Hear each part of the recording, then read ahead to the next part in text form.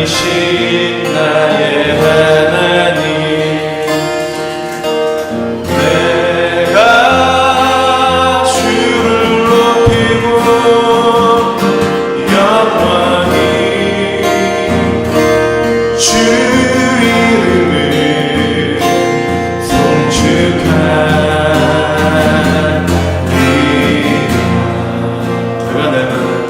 내가 날마다 주를 송축하며 내가 영원히 주의 이름을 송축하리라. 주의 이름을 송축하리라.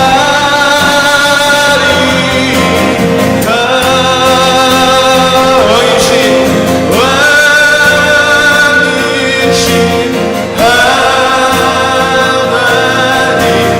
내가 주를 높이고 영원히 주 이름을 송축하리라.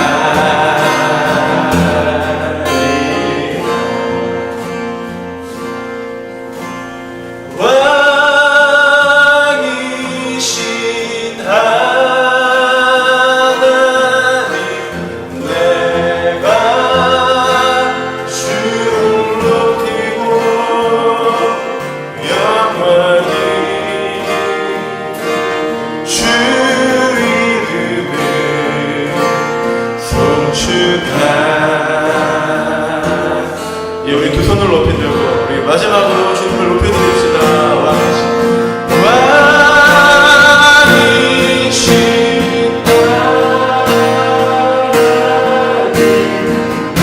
내가 주를 높이고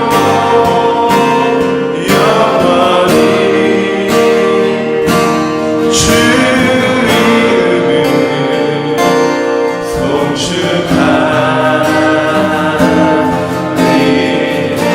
기도하며 나가겠습니다. 하나님, 우리 예배 받으시기에 합당하십니다. 주님 홀로 높임 받으시기에 합당하십니다. 왕이신 하나님, 오늘 우리의 찬양과 경배와 높임을 받으시옵소서. 우리 그렇게 주님 홀로 높임을 받으시라고. 사랑이 많으신 하나님 아버지, 한 주 동안도 각자의 처소에서 저희와 함께 해주신 은혜 감사드립니다.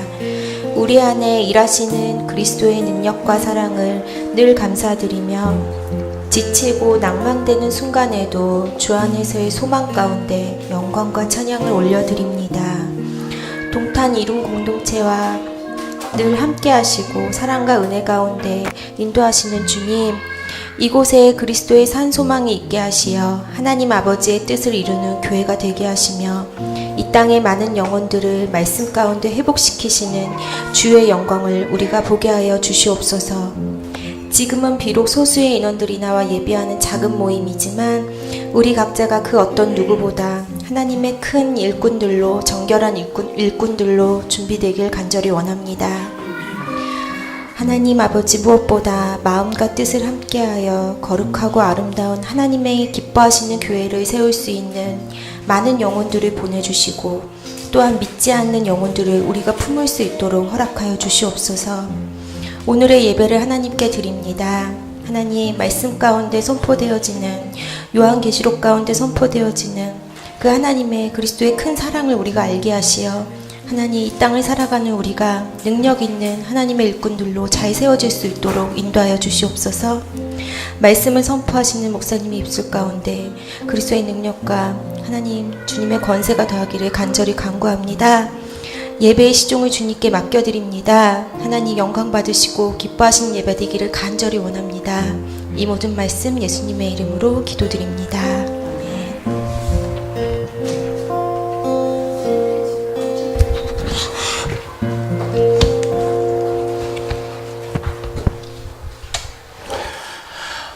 할렐루야. 네, 반갑습니다. 네, 오늘 하나님이 주시는 말씀 요한계시록 3장 1절부터 6절까지의 말씀을 함께 보도록 합니다. 요한계시록 3장 1절부터 6절까지의 말씀입니다.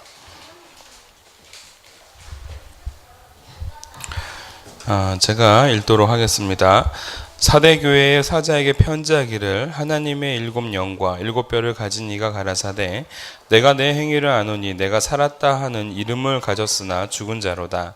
너는 일깨워 그 남은 바 죽게 된 것을 굳게 하라. 내 하나님 앞에 내 행위에 온전한 것을 찾지 못하였노니 그러므로 내가 어떻게 받았으며 어떻게 들었는지 생각하고 지키어 회개하라. 만일 일깨지 아니하면 내가 도적같이 이르리니 어느 시에 내가 임할는지 내가 알지 못하리라. 그러나 사대에 그 옷을 더럽히지 아니한 자 몇몇이 내게 있어 흰옷을 입고 나와 함께 다니리니 그들은 합당한 자인 영고라. 이기는 자는 이와 같이 흰 옷을 입을 것이요 내가 그 이름을 생명책에 반드시 흐리지 아니하고 그 이름을 내 아버지 앞과 그 천사들 앞에서 시인하리라. 귀 있는 자는 성령이 교회들에게 하시는 말씀을 들을지어다. 아멘. 할렐루야. 네, 오늘 요한계시록의 말씀 오늘 3장으로 이제 넘어갑니다. 3장의 말씀을 통해서 오늘 살아있으나 죽은 상태에서라는 제목으로 우리 함께 은혜를 나누어 보도록 합니다.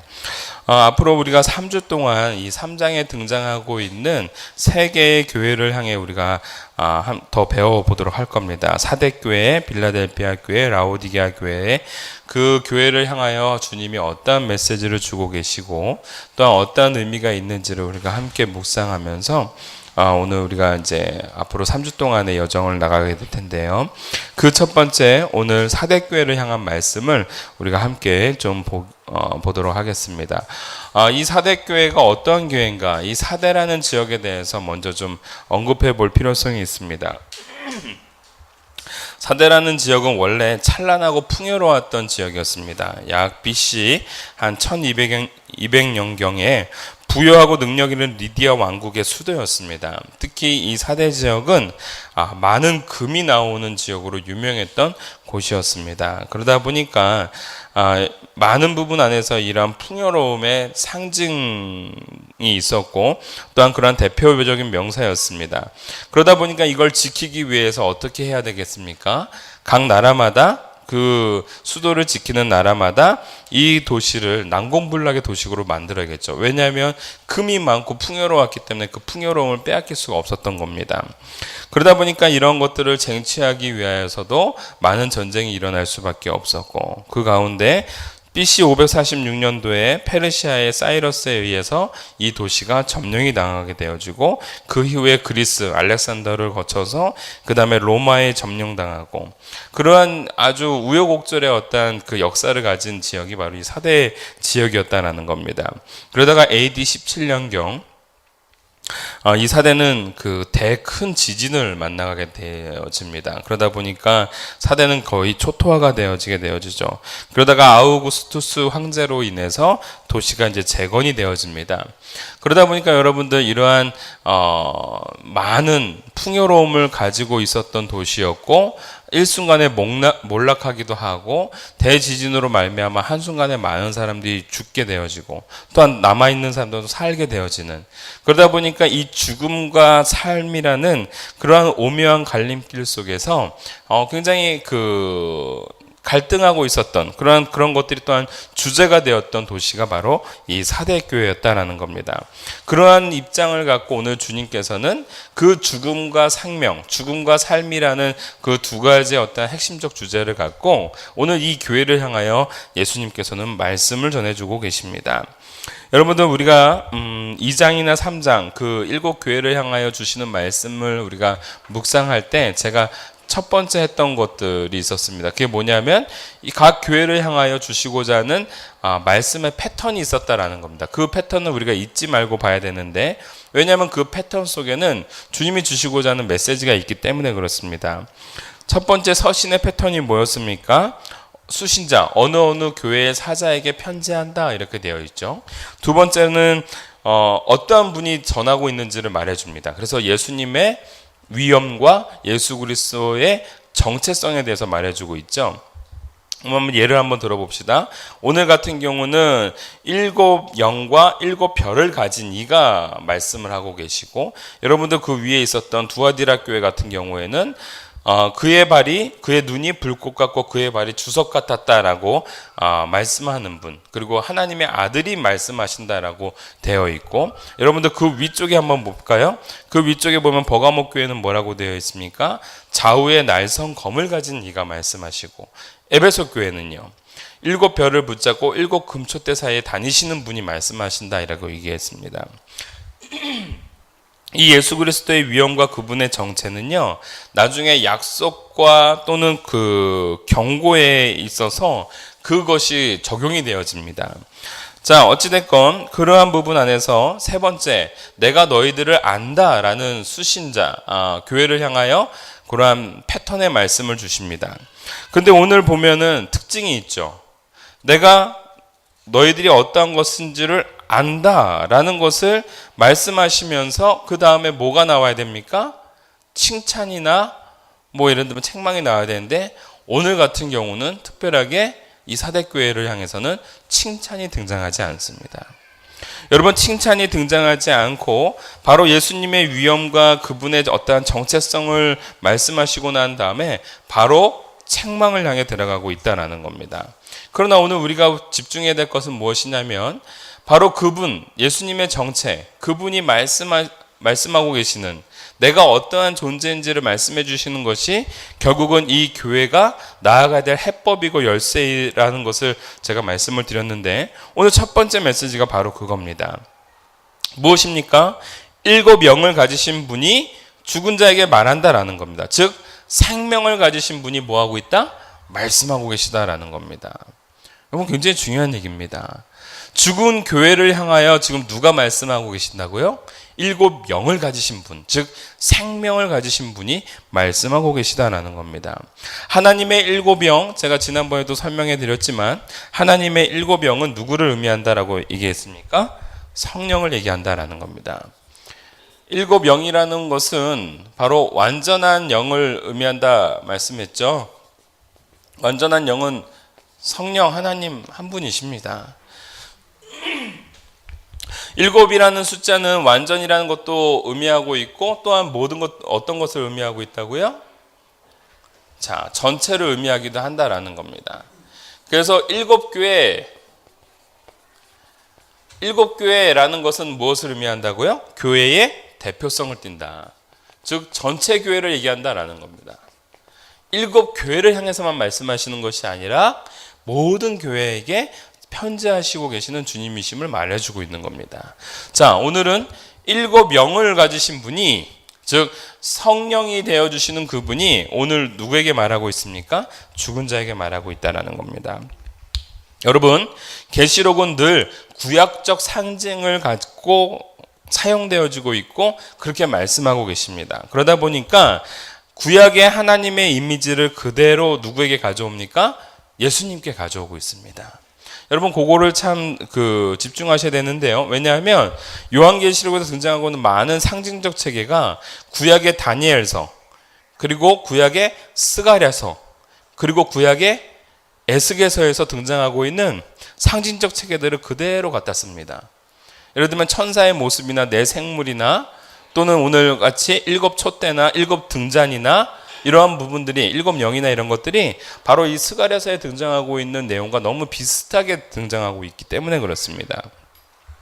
그래서 여러분, 이 글을, 이 요한계시록을 요한사도가 7교회에게 편지할 때에 7교회는 이 내용에 대해서 숙지하고 있고 이해하고 있지만 누구는 이해를 못해요. 로마 병사들은 이해를 못해요. 왜요? 그들은 구약을 모르기 때문에 그렇습니다.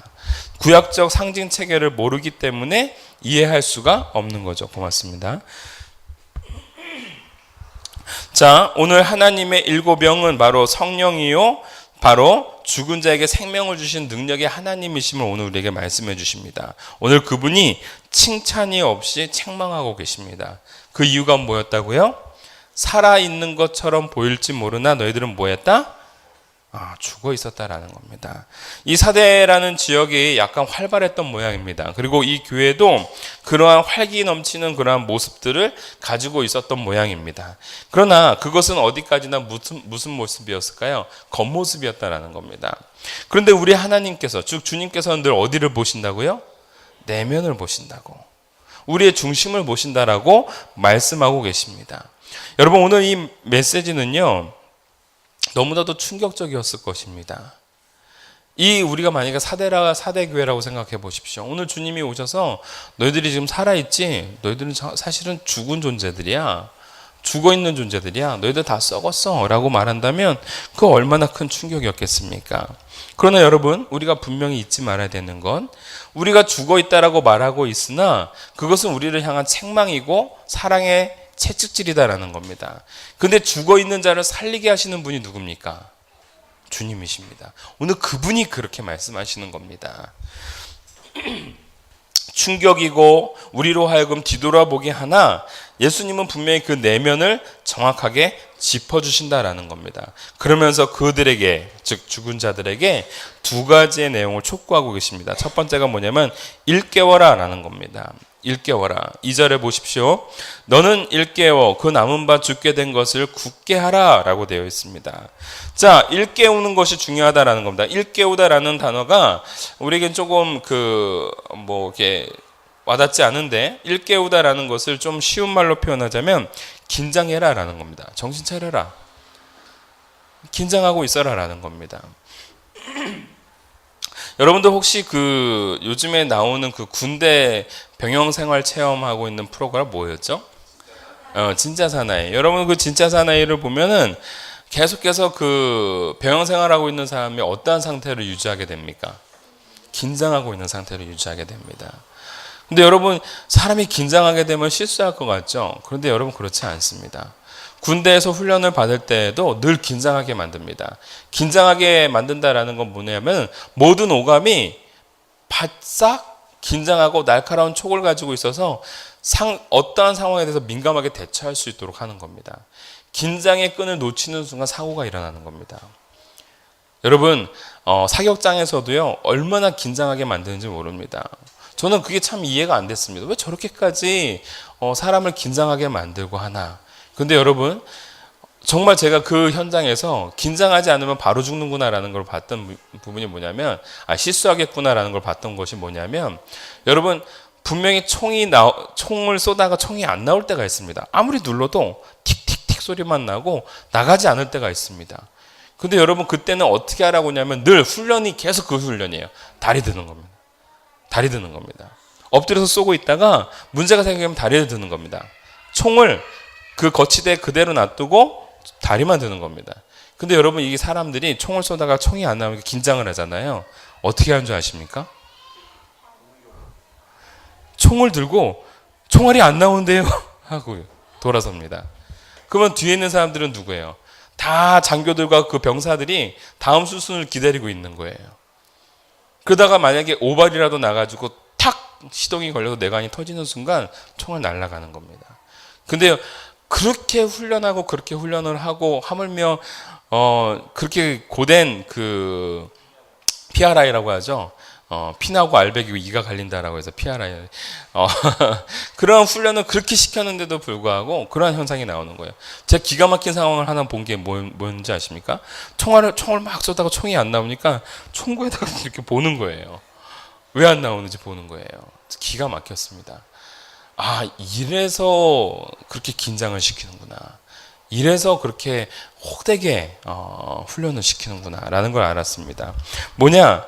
긴장하는 것이 굉장히 중요하다라는 겁니다. 영적 싸움은요, 긴장의 연속의 싸움입니다. 언제 어디서 어떻게 우리가 침략을 당할지 모르는 상황입니다. 오늘 예수님께서 뭐 하라고 말씀하시냐면 죽지 않도록 하게 하기 위해서 계속해서 뭐 하게 하는 거예요? 긴장하게끔 하시는 거다라는 겁니다. 영적 긴장감, 육적 긴장감을 가지고 있을 때 죽지 않듯이 영적 긴장감을 늦추지 말라라는 겁니다. 여러분, 잠이 드는 순간 사람은 죽어갑니다. 그렇죠? 예를 들면 영화 속에서도 많이 나오죠. 히말라야 산맥을 가다가 K2 영화도 그렇고 그런 영화들 보면은 죽지 않으려고 계속 뭐예요? 막 뺨을 때리고 막 정신 차리고 이야기시키고. 왜요? 의식을 놓치지 않도록 하기 위함인 거다라는 겁니다. 그리고 두 번째도 오늘 우리에게 죄송합니다. 1번의 두 번째입니다. 1번에서 일깨우고 그 다음에 뭐 하라고 말씀하시냐면 죽게 된 것을 뭐 하라? 굳게 하라 라고 합니다. 이게 되게 이해가 안 됩니다. 죽게 된 것을 굳게 하라. 죽게 된 걸 어떻게 굳게 할 수가 있을까? 이걸 쉽게 번역하면 이겁니다.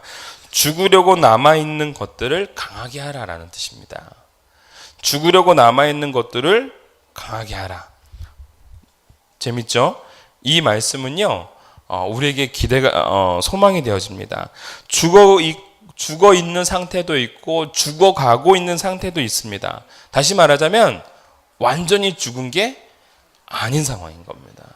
완전히 죽지 않은 상황이기 때문에 지금 뭐 하는 거예요?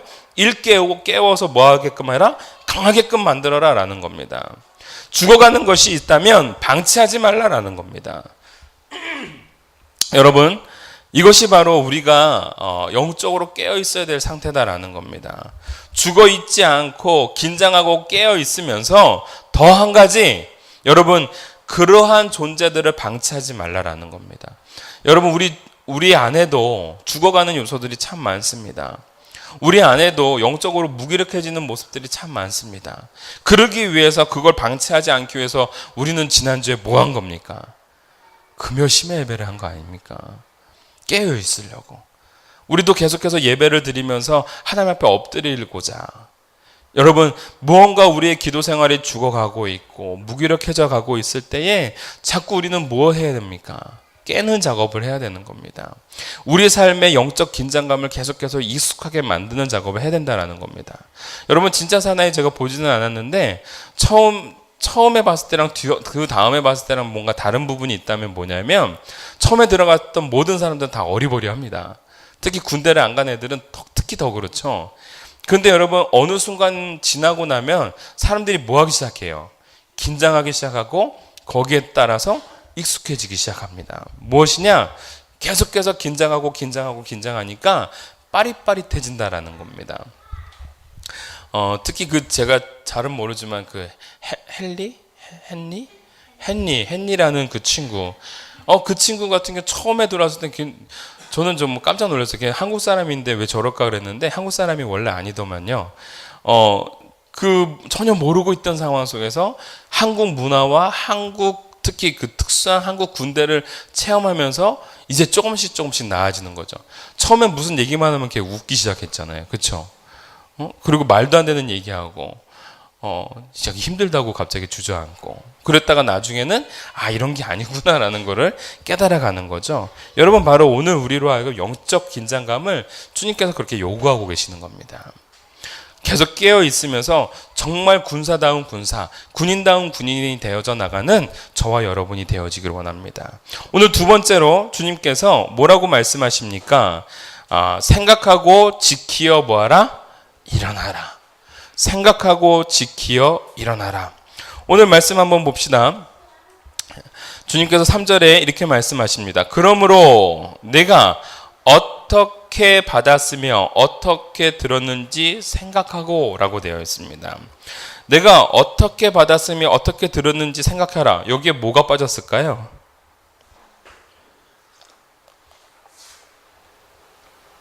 문장 속에서 뭐 하나가 빠졌어요. 내가 어떻게 받았으면 어떻게 들었는지 생각해라. 그렇죠. 무엇을이 빠졌습니다. 여러분, 결국은 무엇일까요? 무엇을 받았고 무엇을 들었는지, 그 무엇이 무엇일까요? 바로 복음이다라는 겁니다. 여러분, 복음은 받기도 하고 듣기도 합니다. 복음은 받아서 전달되어지기도 하고 강단에서 강론으로 선포되어지기도 합니다. 여러분, 옛날에 이 복음서라는 것은요, 우리처럼 모든 한 사람이 하나하나씩 가지고 있었던 성경책이 아니었습니다. 뭐예요? 두루마리였죠, 두루마리. 그러다 보니까 여러분들 요한계시록 1장 3절을 보시면 이 예언의 말씀을 읽는 자와 그리고 듣는 자들과 그 가운데 기록한 것들을 지키는 자들이 복이 있다라고 말씀하고 있는데, 읽는 자는 뭐예요? 단수예요. 읽는 자는 단수고 듣는 사람들은 회중이기 때문에 복수입니다. 그래서 듣는 자들이라고 표현합니다. 왜 그랬느냐? 옛날에는 성경책을 이 회당장이나 이 제사장만이 가지고 있는 거예요. 그 회당장이 나와서 그 말씀을 읽으면 모든 회중들은 그 하나님의 말씀을 듣는 겁니다. 그래서 이 두루마리는 계속해서 뭐예요? 그 다음 회당장, 그 다음 사람들에게 계속해서 뭐예요? 전승되어지고 전달되어지는 거죠. 말씀을 받는 겁니다. 그리고 그 안에 있는 회중들은 계속해서 말씀을 듣는 겁니다.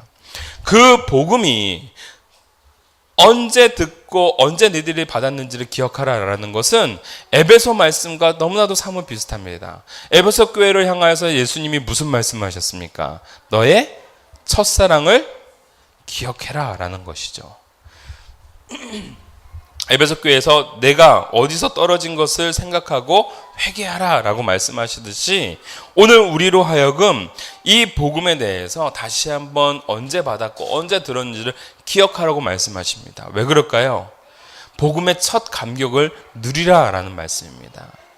오늘 여러분들이 아셔야 되는 게 뭐냐면 교회를 다니고 있는 것, 우리가 예수님을 믿은 것, 이것이 우리에게 저주입니까? 축복입니까? 축복이죠. 여러분, 우리가 축복이라고 말하고 있지만 실질적으로 이것 때문에 힘든 경우들이 너무나도 많죠. 특히 주일날이면은 내 마음대로 뭔가를 할 수가 없어요.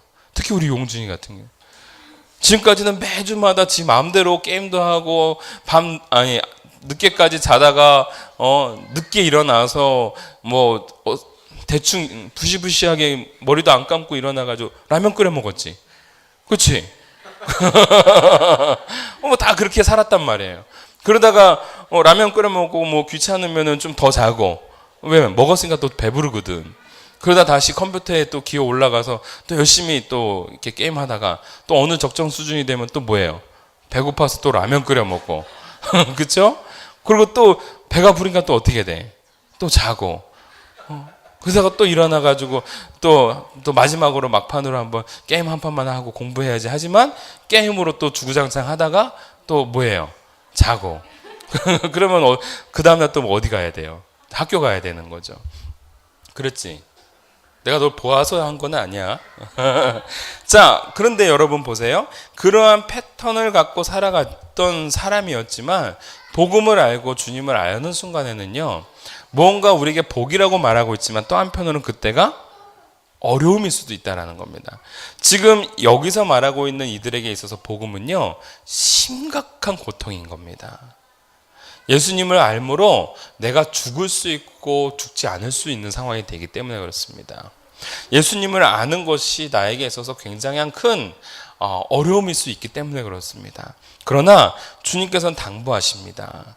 그것을 생각하라라는 겁니다. 복음 받았던 것을, 네가 주님을 알았던 것을 기억하라라고 말씀하십니다. 다시 한번 말씀드리면 여기서 생각하다라는 것은 기억하다라는 단어가 오히려 더 적절합니다. 기억하는 것이 더 적절합니다. 여러분, 오늘 이 부분 안에서 제가 한 가지 좀 더 구체적으로 또 한 가지 말씀을 드리고자 합니다. 여러분, 오늘 이 말씀이 예수님을 알았다라는 것이 우리에게 있어서는 많은 부분 우리의 삶의 제약을 가져다 줄 때가 참 많습니다. 그러나 여러분, 그것이 우리에게 복이 될 수밖에 없고 우리에게 있어서 큰 윤택함이 될 수밖에 없는 건 우리가 예수님을 알므로 말미암아 우리는 무엇을 할 수 있습니까? 구원받을 수 있고 그분의 영원한 성전에, 영원한 왕국에 우리는 들어갈 수 있는 존재가 된다라는 겁니다. 여러분, 제가 이 부분에 대해서 좀 더 그 마태복음의 말씀을 예를 좀 한번 들어보겠습니다. 우리 친구들 이제 아는 친구들도 있을 텐데 마태복음 20장에 보면은 한 주인이 있습니다. 한 주인이 장터에 나아가서 종들을 부릅니다. 일할 일꾼, 즉 일꾼들을 부르는 거죠. 자, 근데 일꾼들을 부르는데 그 주인이 장터에 몇 시에 나갑니까? 12시에 나갑니다. 12시에 장터에 나아가서 일꾼을 부르고 그 다음에 제3시에 나가서 일꾼들을 부릅니다. 그 다음에 제9시에 나가서 일꾼들을 부릅니다. 그 다음에 제6시에 나가서 또 일꾼들을 부릅니다. 맞나요? 이렇게 표현하면 여러분들이 좀 헷갈리겠죠? 자, 그러면은 한국 시간으로 새벽 6시, 9시, 12시, 3시 이렇게 표현합시다. 자, 새벽에 나가서 일꾼을 부르고 아침에 나가서 일꾼을 부르고 오후에 나가서도 일꾼을 부릅니다. 자, 그리고 난 다음에 주님께서 그 주인님께서 몇 시에 나가서 일꾼을 부르냐면 5시에 나가서 일꾼을 부릅니다. 그래서 이 사람들이 이제 들어와서 이제 저녁 6시가 됐을 때에 뭐를 합니까? 정산을 하죠. 자, 회개를 합니다. 자, 정산을 할 때에 이 늦게 온 사람부터 먼저 임금을 줍니다. 한 데나리온을 줍니다. 당시에 이 한 데나리온은 하루치의 임금이었습니다. 즉 우리나라 돈으로 뭐 예를 들면 한 5만 원이라고 합시다. 5만 원의 임금을 이제 받게 되어진 겁니다. 그랬더니 기대를 하기 시작하죠. 누가? 일찍 온 사람들이 기대를 하기 시작합니다. 야, 1시간 일하고 한 데나리온을 받아. 이야, 끝내준다. 그러면 나는 적어도 2배, 3배 정도는 받을 수 있겠구나. 기대를 하는 거죠. 자, 그 다음에 이 사람을 불러더니 이 사람에게 대해서도 한 데나리온을 줍니다. 이 사람은 그래도 그렇지. 뭐 저기까지는 한 데나리온이 될 수 있겠지. 그러나 나는 분명히 다를 거야 라고 기대를 하는 거죠. 이 사람도 한 데나리온을 줍니다. 나는 조금 더 주려고 하시나 보다. 이 사람도 한 데나리온을 줍니다. 그러니까 갑자기 무슨 일이 벌어져요? 화내죠. 이걸 우리나라 말로 노조가 결성이 되었습니다. 노조가 결성이 돼가지고 얘네들이 갑자기 따지기 시작하는 거예요. 누구한테? 주인한테 따지기 시작하는 거예요. 아니 어떻게 1시간 일한 사람도 한 데나리온이고 그 낮 동안에 그 땡볕에서 수고한 나도 한 데나리온입니까? 어떻게 이걸 같이 취급할 수가 있습니까? 라고 얘기를 합니다. 그랬더니 주인이 뭐라고 얘기하시냐면 너와 내가 약조한 것이 한 데나리온이 아니냐. 여기 있으니 내 것이나 가지고 가라 라고 말씀하십니다. 물론 그 전에 내 것을 가지고 내가 마음대로 한들 네가 무슨 상관이냐 이런 말씀을 하십니다. 그러나 핵심은 내가 너와 약조한 것이 한 데나리온이니까 그것만 가지고 너는 가라 라는 말씀을 합니다. 그러면서 제가 오늘 이 말씀을 예전에 드리면서 무슨 얘기를 했습니까? 여기 안에서 가장 큰 은혜를 받은 사람이 누구라고요? 5시. 많은 사람들이 다 1시간 일하고 났기 때문에 이 사람이 많은 은혜를 받았을 것이다 라고 생각을 합니다. 그러나 저는 그렇지 않다라고 말씀을 드렸죠. 왜냐하면 저는 대학생 때 노가다를 뛰어본 경험이 있기 때문에 그렇습니다. 여러분 노가다를 뛰러 갔을 때 사무실에 몇 시까지 오라고 하냐면은 5시 또는 5시 반까지 오라고 합니다.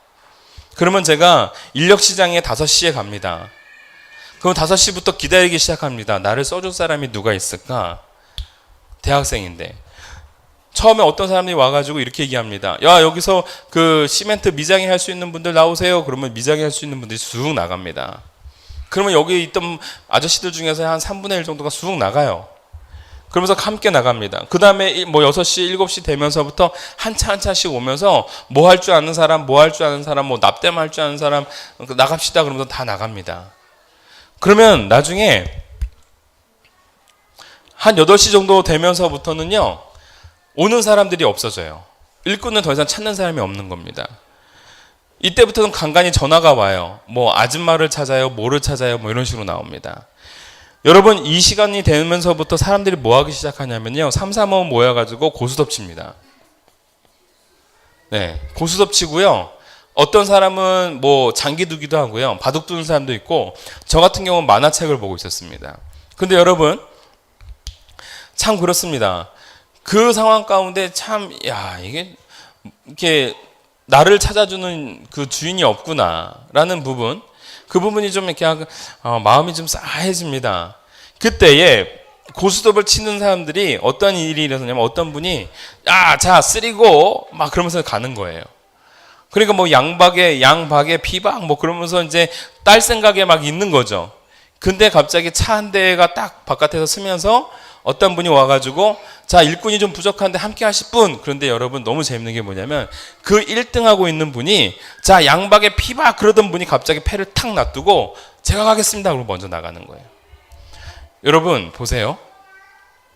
지금 양박에 피박이고 광박이고 지금 자기가 딸 수 있는 상황이 됐어요.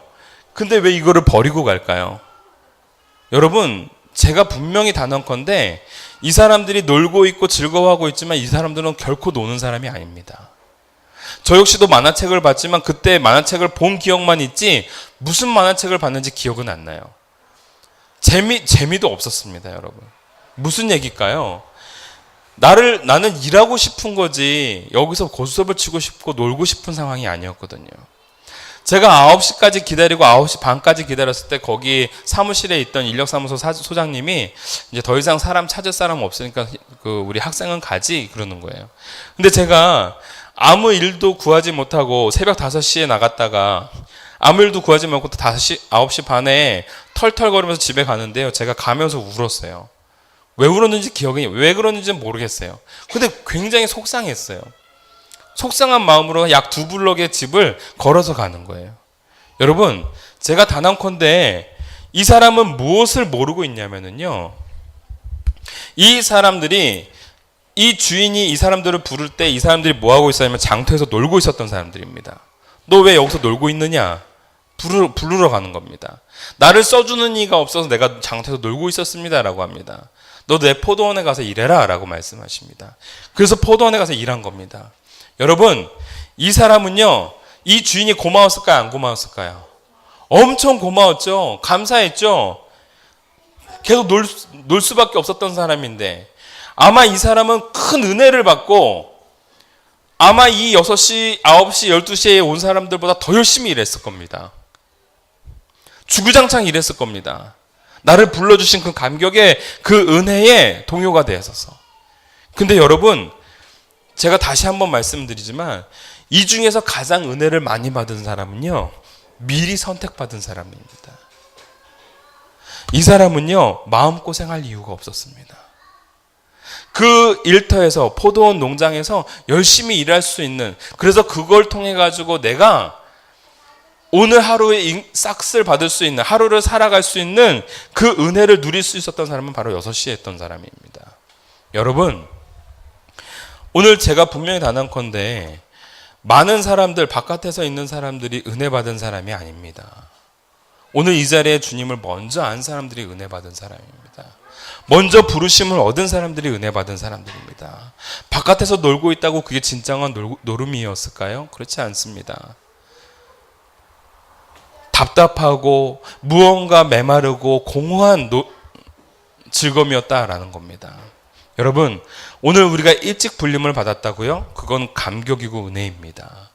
오늘 저와 여러분들이 기억해야 됩니다. 오늘 우리를 불러주신 그 주님의 은혜를 기억하고 내가 교회에 나올 수 있고 주님을 알 수 있었다라는 것이 얼마나 큰 은혜와 감격인지를 여러분들이 깨닫고 살아가는 하나님의 백성이 되어지길 원합니다. 여러분, 오늘 주님께서 다시 말씀하십니다. 오늘 네가 복음을 언제 들었고 언제 받았는지를 기억해라. 오늘 그 주님을 기억해낼 수 있는 저와 여러분이 되어지길 원합니다. 두 번째, 그 복음을 뭐하라고 합니까? 지키라 말씀하고 계십니다. 3절 생각하고 지키어 라고 되어 있습니다. 생각하고 지키어. 지키다라는 뜻이 무슨 뜻일까요? 여러분, 그냥 단순하게 말씀을 지키다라는 의미가 아니라 이것은 순종하다라는 뜻입니다. 순종이라는 의미가 더 가깝습니다. 교회는 바로 들은 복음을 뭐 할 때? 순종할 때 능력이 되어집니다.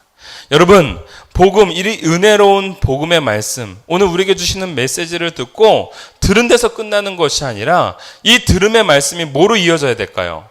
순종으로 이어져야 될 때 그것이 바로 능력이고 그것이 바로 죽은 자의 삶 속에서 산 자의 삶으로 나아가는 길이다라는 사실입니다. 여러분, 오늘 저와 여러분들이 주님의 복음을 듣고 또한 받았던 것을 기억하면서 그리고 그 말씀을 지켜나가는 것, 즉 순종해 나가는 사람이 되어지기를 원하고, 마지막으로 오늘 깨어있다, 일깨다라는 말씀을 하고 계십니다. 여러분, 깨어있다라는 말, 깨어있을 때에 도둑이 들어오지 않는 거죠. 무슨 얘기일까요? 주님의 오심은요, 이 심판의 도래하심만이 아닙니다. 매 순간순간마다 상시적으로 우리의 주님은 오신다라는 겁니다. 여러분, 오늘 우리가 주님이 주시는 그 말씀을 다시 한번 듣고 그 다음에 깨닫고 또한 그 가운데에서 순종하며 나아가는 사람, 그리고 오늘 우리가 늘 말하듯이 긴장할 수 있는 저와 여러분이 되어지기를 간절히 소원합니다. 여러분, 그렇게 됐을 때의 결론이 무엇이냐? 결론, 우리는 흰 옷 입은 자가 될 수 있다라는 겁니다. 오늘 저와 여러분들이 흰 옷 입은 소수자가 되어지길 원합니다. 오늘 사대교회는 어떠한 칭찬도 받지 못했습니다. 오늘 사대교회는 주님으로부터 시작하자마자 책망부터 받기 시작했습니다. 그러나 여러분, 이 사대교회가 또 한편으로는 어떠한 소망이 있냐면, 어떠한 희망이 있냐면, 바로 아직까지 그 옷을 더럽히지 아니한 몇 명이 있다라는 게 소망이다라는 겁니다. 여러분, 이게 바로 우리 공동체를 향한 메시지이기도 하고 여러분들 한 사람 한 사람을 향한 메시지이기도 합니다. 여러분, 오늘 주님께서는 모든 사람이 다 죽었습니다. 근데 여기에 자기 옷을 더럽히지 아니한 한 사람이 있다라는 겁니다. 그 몇몇이 있다라는 겁니다. 이거로 인해서 여러분, 이 전체 사대교회가 무엇을 가질 수 있느냐? 희망을 가질 수 있습니다. 어떠한 희망이요? 다시 살 수 있는 희망. 할렐루야. 할렐루야. 여러분, 소돔과 고모라가 멸망을 할 때에 아브라함이 그 새 천사, 즉 하나님이라고 말하고 있는 그 새 천사에게 이러한 제시를 합니다. 하나님, 당신은 의로우시고 옳으신 분인데 그 성 가운데, 소돔과 고모라 성 가운데 의인 50명이 있으면 하나님, 그 50명이 있음에도 불구하고 멸망시키실 겁니까? 그때 하나님이 아니다. 네가 말한 그 50명으로 인하여 내가 그들을 멸망시키지 아니하리라. 주여, 내가 다시 한번 요청합니다. 50명이라고 했는데 그 중에 5명이 부족해서 45명이 된다고 한다면 5명이 부족한 것 때문에 멸망시킬 겁니까? 아니다. 네가 말한 대로 45명이라면 내가 그들을 위하여 멸망시키지 아니할 거다. 다시 한번 아브라함이 또 소돔과 고모라를 위하여 중보하면서 하나님께 외칩니다. 만약에 40명이 되면, 10명이 부족해서 40명이 되면 그래도 그들을 멸망시킬 겁니까? 아니다. 내가 40명을 인하여 멸망시키지 아니할 거다. 자, 그러면서 아브라함이 계속 깎습니다. 주여 화내지 마옵소서.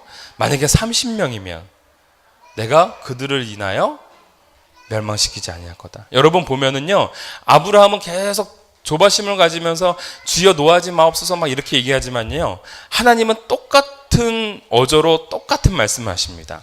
사람 수만 바뀝니다. 자, 아브라함이 또 20명으로 깎습니다. 20명이면요, 내가 그들을 인하여 멸망시키지 아니할 거다. 그러면 마지막입니다. 10명이 남았다면요, 내가 그 10명을 인하여 멸망시키지 아니할 거다. 근데 여러분 보세요. 아브라함이 더 이상 10명에서 깎지 않습니다. 왜 안 깎았을까요? 정말 양심의 가책이 돼서? 사람이라면 더 깎을 수 없어서? 아니요. 아브라함은 알았던 겁니다. 내가 지금 이 순간 10명이 아니라 1명을 얘기해도 주님은 그 성을 멸망시키지 아니할 거라는 걸 알았던 겁니다. 여러분, 소돔과 고모라가 멸망한 거는 의인 10명이 아니라 1명이 없어서 멸망당한 겁니다.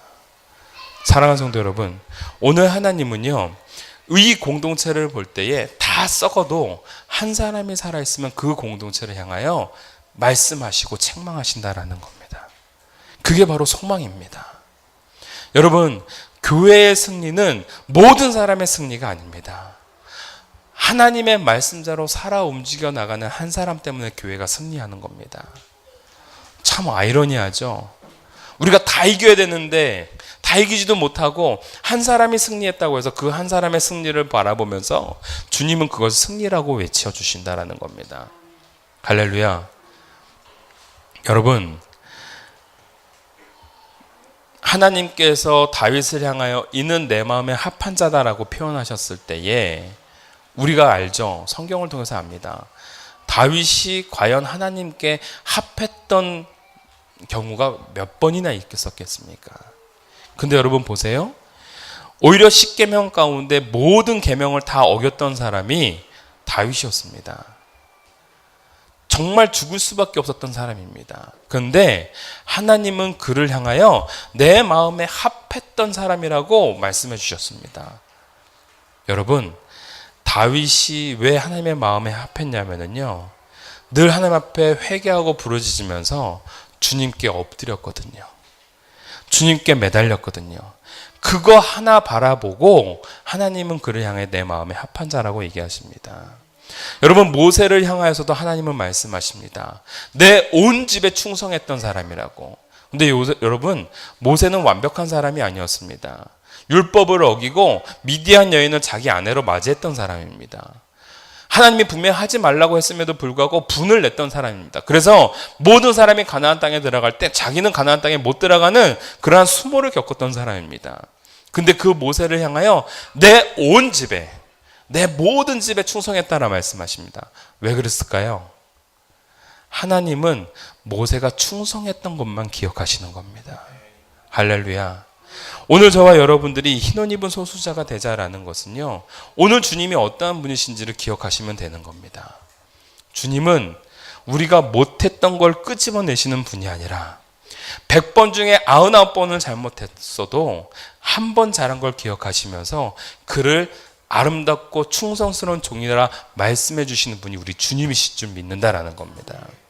사랑하는 성도 여러분, 오늘 저와 여러분이 매일매일의 삶 속에서 하나님 앞에 범죄하였지만 하나님 앞에 충성했던 그 하루, 하나님 앞에 충성했던 그 한 시간, 하나님 앞에 무릎 꿇었던 그 한 30분으로 인하여 주님은 모든 걸 잃어버리시고 그를 향하여 내 마음에 합한 자라고 말씀해 주시는 분이 우리 주님이시다라는 사실입니다.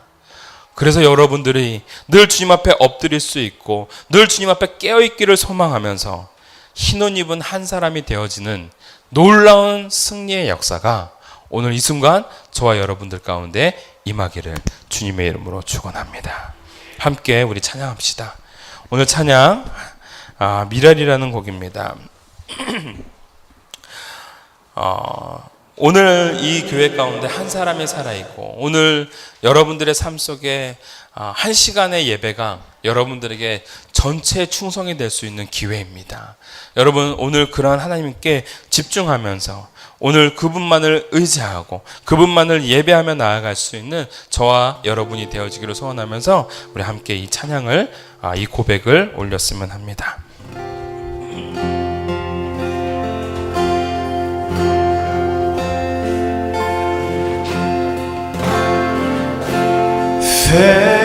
세상을 구원하기 위해 흘려야 할 피가 필요하다면 죄인을 대신하기 위해 이 세계 죄는 필요하시다.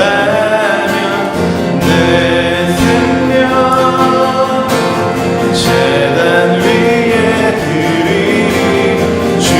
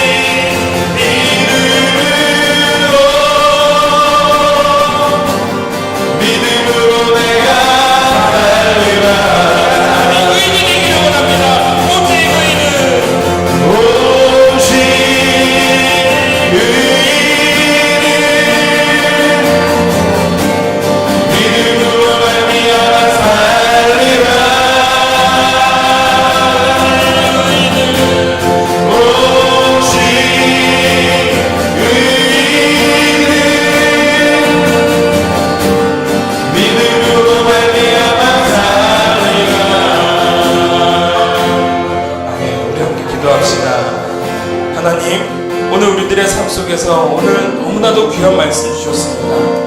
오늘 사대교회를 향하여 주님이 책망하신 것처럼 보일지 모르나 그 작은 몇 명의 소수자를 바라보면서 또 다른 소망을 주시고 또 다른 회복을 질책하시는 그 예수님의 사랑을 오늘 우리가 깨닫습니다. 오늘 우리가 다시 한번 복음을 생각하고 기억하며 나아갈 수 있게 하여 주시었고, 오늘 주님이 주신 그 복음이 우리에게 순종의 능력으로 이끌어 나가는 놀라운 역사가 이번 한 주 동안 우리 삶 가운데 있게 하여 주시옵소서라고 우리가 다 같이 한번 주여 한번 외치고 기도하며 나가도록 하겠습니다. 주여, 아버지 하나님 감사합니다. 오늘 하나님이 주시는 그 말씀 하나하나가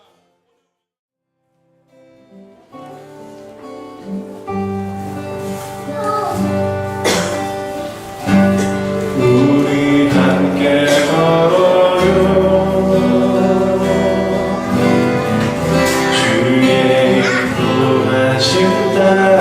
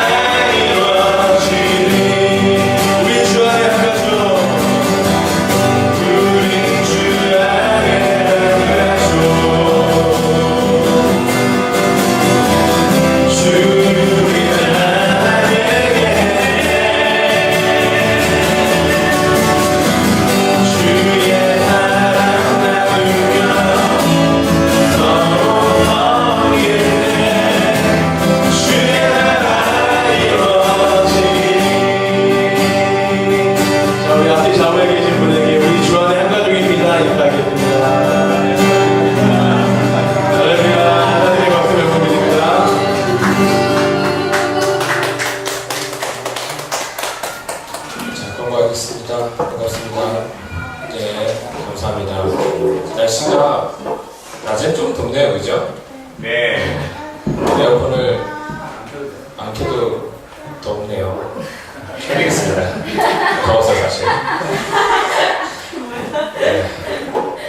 마음과 생각이 다른 거나 봅니다. 자, 주님이 이루어가는 여러분들 정말 사랑합니다. 그리고 이루민들 정말 이루어지시기 바랍니다.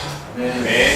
또 성경을 꼭 읽어오시기 바랍니다. 성경을 지금 요한계시록 계속 진행하고 있는데 감 찾았다고 또 안 읽어오시면 감 잃어버립니다. 그 다음에 오늘 모임은 사모님 모임을 진행합니다. 저희는 아이들과 함께 있을 겁니다. 네. 좋으시죠? 그 셋은 우리 아이들입니다. 나머지 셋도 전문과 이분의 아이들입니다. 여러분의 아이라고 생각하시고 때리지 마세요.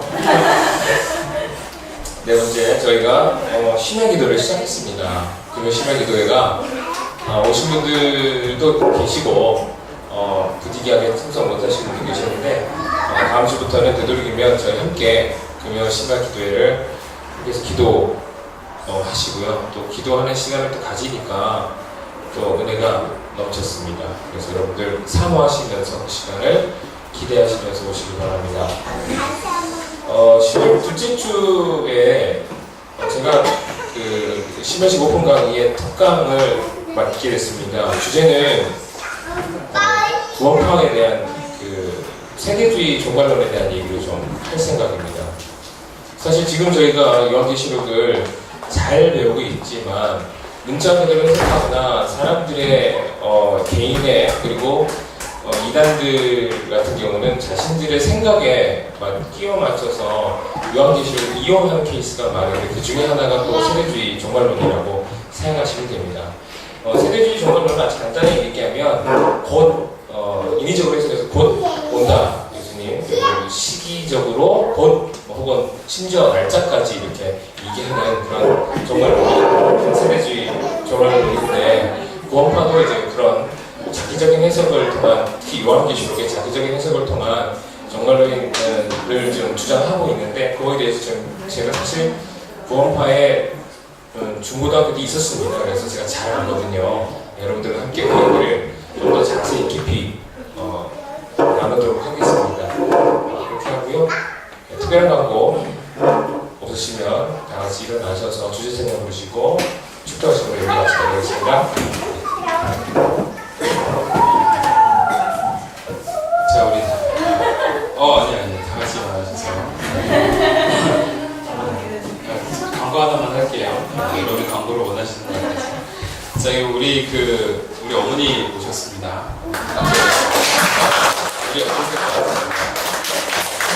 우리 똑똑한 우리 아들도 왔습니다. 환영해 주시고요.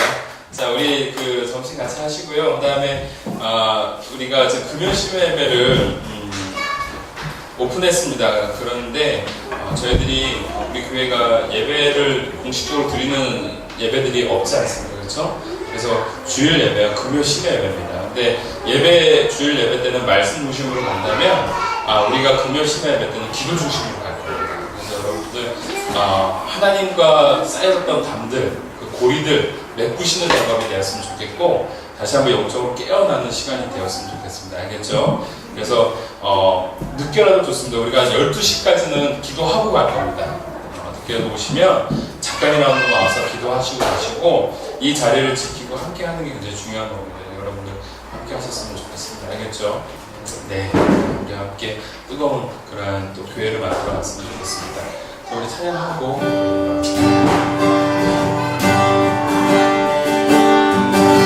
창조의 아버지, 창조의 아버지, 그 섭리 보이사 택하신 세대 일으키며 이 땅을 고치소서. 주의 크신 능력